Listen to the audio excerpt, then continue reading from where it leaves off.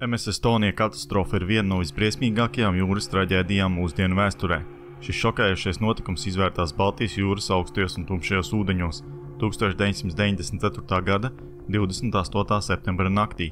Kruīza prāmis MS Estonija, kas devās no Tallinas, Igaunijas, uz Stokholmu, Zviedrijā, nogrima atņemot 852 cilvēku dzīvības. Šī traģēdija kļuva par vienu no postošākajām miera laika kuģu avārijām Eiropas ūdeņos. Tā ne tikai šokēja Igauniju, Zviedriju un Somiju, bet arī izraisīja globālas izmaiņas kuģu drošībā, tostarp stingrākus noteikumus un avārijas situāciju apstrādes protokols. MS Estonija ir stāsts, kam vēl nav pienākušas beigas, jo jautājumi par kuģa nogrimšanas iemesliem joprojām nav pilnībā atrisināti. MS Estonija prāmis nevienmēr bija pazīstams ar šo nosaukumu. Tas tika uzbūvēts 1979. gadā Vācijā, kuģu būvētavā Papenburgā, un sākotnēji tika nosaukt par Viking Sally. Tas bija viens no roll-off pasažieru prāmjiem, kas tika izveidoti Viking Line, Somijas kuģniecības uzņēmumam. Gadu gaitā kuģis mainīja nosaukums un īpašnieks vairākas reizes. Tas tika nosaukts par Silja Star, Vasa King un beidzot MS Estonija. Pēc tam, kad to 1993. gadā iegādājās Estline, Igaunijas un Zviedrijas kopuzņēmums. Līdz savam pēdējiem reisam MS Estonija bija pazīstams un bieži izmantots prāmis, kas savienoja Tallinu un Stokholmu. Kuģis bija 155 metrus garš un varēja pārvadāt līdz 2000 pasažieriem un apkalpes locekļiem.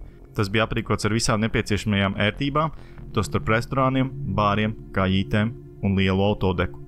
Neskatoties uz tā izmēriem un uz šķietamo izturību, MS Estonija, tāpat kā daudzi citi tā laika roll-on, roll-off prāmi, bija ar konstrukcijas trūkumiem, kas vēlāk izrādījās sliktenīgi. 1994. gada 27. septembra vakarā MS Estonija devās no Tallinas ostas Igaunijā uz Stokholmu 19:00. Kuģī bija 989 cilvēki, 803 pasažieri un 186 apkalpes locekļi. Lielākā daļa pasažieru bija zviedri un igauni, bet bija arī daži cilvēki no citām valstīm, tostarp Somijas, Krievijas un Latvijas. Daļa bija turisti, citi biznesa ceļotāji, bet daži ģimenes, kas apmeklēja radus. Atmosfēra uz kuģa bija mierīga, pasažieri ēda, iepirkās vai atpūtās kājītēs, kamēr kuģis devās pāri Baltijas jūrai. Tās nakts laikapstākļi bija nelabvēlīgi, spēcīgi vēji un augsti viļņi, taču šādi laikapstākļi nebija nekas neparasts Baltijas jūrā vēlajā rudenī. Apkalpe, kurai bija pieredze reģiona ūdeņos, neuzskatīja laikapstākļus par nopietnu draudu. Kuģa kapteinis Arvo Andersons un viņa komanda uzraudzīja situāciju, kamēr MS Estonija virzījās uz rietumiem, Stokholmas virzienā. Aptuveni 1:00 naktī 28. septembrī situācija uz MS Estonija pēkšņi un katastrofāli pasliktinājās. Pasažieri un apkalpe dzirdēja skaļu troksni, kam sekoja kuģa priekšējā vāka, lielas šarnīra rampas kuģa priekšgalā. Atlūšana.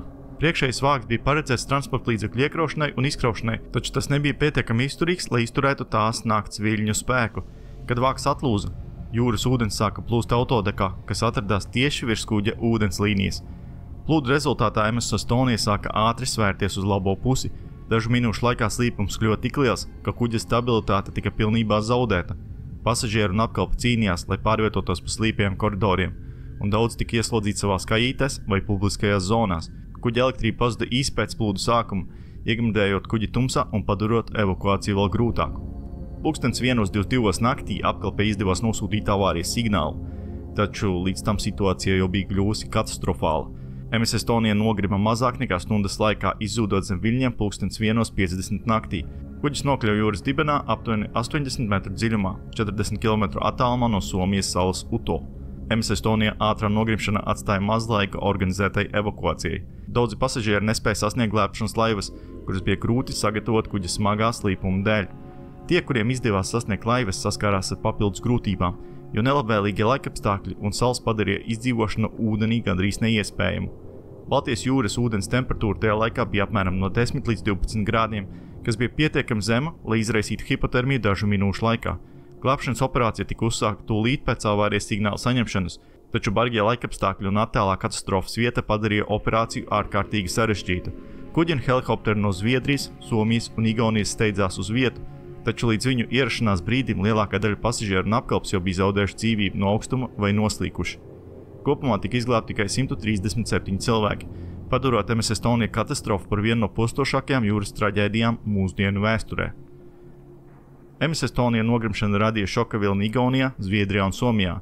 Tik daudz cilvēku dzīvības zaudējums, īpaši jauniešu, ģimeņu un apkalpes locekļu vidū, atstās dziļas rētas sabiedrībā. Dienas un nedēļas pēc katastrofas uzmanība pievērsta tam, lai saprastu, kas nogāja greizi un novērstu līdzīgas traģēdijas nākotnē. Oficiālo izmeklēšanu veica komisija, kurā bija pārstāvēta Igaunija, Somija un Zviedrija. Galīgais ziņojums, kas tika publicēts 1997. gadā, secināja, ka kuģa nogrimšana bija izraisīta priekšējā vāka atlūšanas rezultātā, kas ļāva ūdenim apludināt autodeku un destabilizēt kuģi. Ziņojumā arī kritizēja priekšējā vāka un tā bloķēšanās mehānisma konstrukciju, norādot, ka tie bija nepietiekami izturīgi, lai izturētu tās nakts ekstrēmos apstākļus. Izmeklēšana izraisīja nozīmīgas izmaiņas jūras drošības noteikumos, tika ieviestas jaunas prasības priekšējā vāka izturībai un projektēšanai, kā arī pasažieru kuģu stabilitātei. Turklāt katastrofa uzsvēra uzlabot evakuācijas procedūru nozīmi un nepieciešamību uzlabot apkalpes locekļu apmācību avārijas situācijās. Neskatoties uz oficiālajiem secinājumiem, MS Estonia katastrofa ir bijusi daudzu strīdu un sazvērestības teoriju avots. Daži izdzīvojušie un neatkarīgi pētnieki ir apšaubījuši oficiālo skaidrojumu, norādot, ka kuģis varēja sadurties ar zemūdeni vai ka nogrimšanu izraisīja sprādziens. Šīs teorijas ir veicinājis fakts, ka vraks atrodas starptautiskajos ūdeņos, padarot turpmāko izmeklēšanu grūtu. 2020. gadā dokumentāla filma Estonia – The Find That Changes Everything atjaunoja interesi par katastrofu. Filma apgalvoja, ka ir atklājusi iepriekš nezinām caurumu kuģa korpusā, liekot domāt, ka nogrimšanu varēja izraisīt ārēji faktori. Tas izraisīja aicinājumu veikt jaunu izmeklēšanu, un 2021. gadā Zviedrijas valdība paziņoja, ka veiks jaunu vraka izpēti.